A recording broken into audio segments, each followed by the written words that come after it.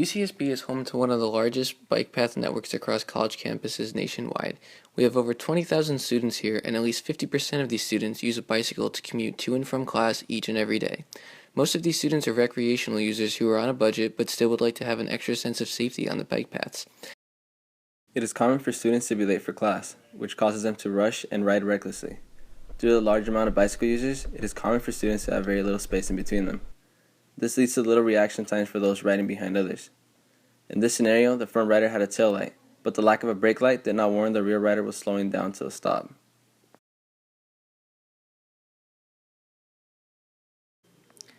Here is a standard bicycle taillight. It can produce a steady light or a blinking light, but it must be set with a button before or after riding. We decided to take apart the benchmark and analyze its components.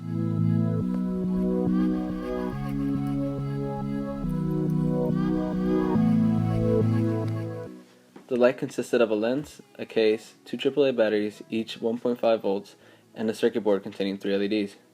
We found that 50% of the weight of this product came from the batteries. We set out to improve upon the existing taillight by creating a product that is environmentally friendly, low profile, universal, and most importantly, signals when the rider is slowing down.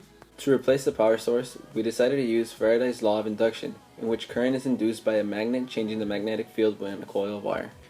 Our solenoid had an iron core to increase the induced current.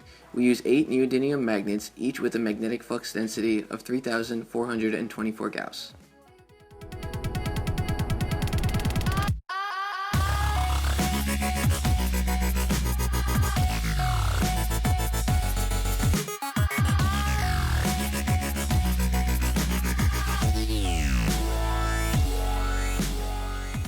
The spokes were dimensioned and processed in CAD to obtain the optimal design for the cases. Acrylic sheets were then laser cut to size and tapped with 440 screws. PVC and hose clamps were used to mount the coils to the bike frame. Rubber soles were inlaid into the PVC to provide a secure fit. The solenoid magnet system induces alternating current, which can be rectified with a diode bridge. The capacitor in parallel with the LEDs allows the light to appear steady while riding as well as lit when stationary. A switch is added to engage another set of LEDs when the rider decides to brake. The resistors are used to regulate the current and voltage to the LEDs. We utilized the oscilloscope in the design lab to test the circuit and measure the output voltage across our capacitors and our LEDs. The test yielded that the capacitors were running at 3 volts and the LEDs were running at 1.8 volts at a standard biking speed of 10 miles per hour.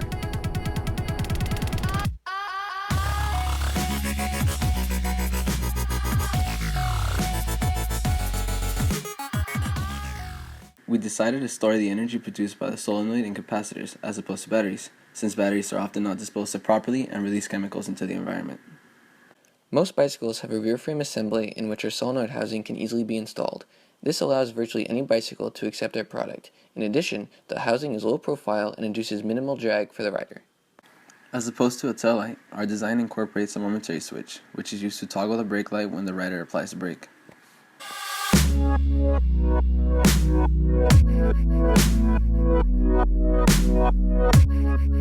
It's true, I crave you.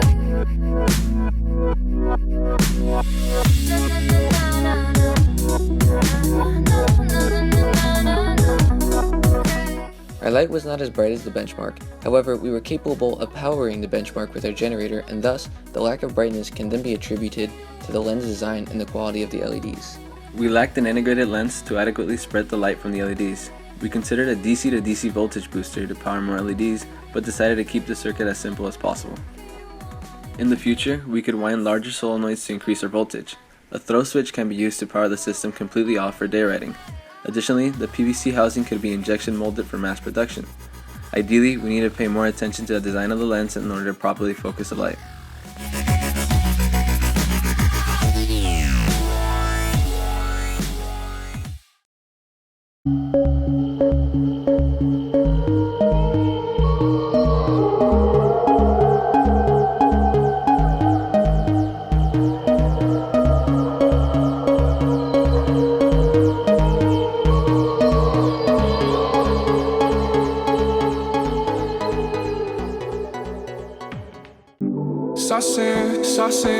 Saucing on you. I'm swagging, oh. I'm ballin', I have a song on you.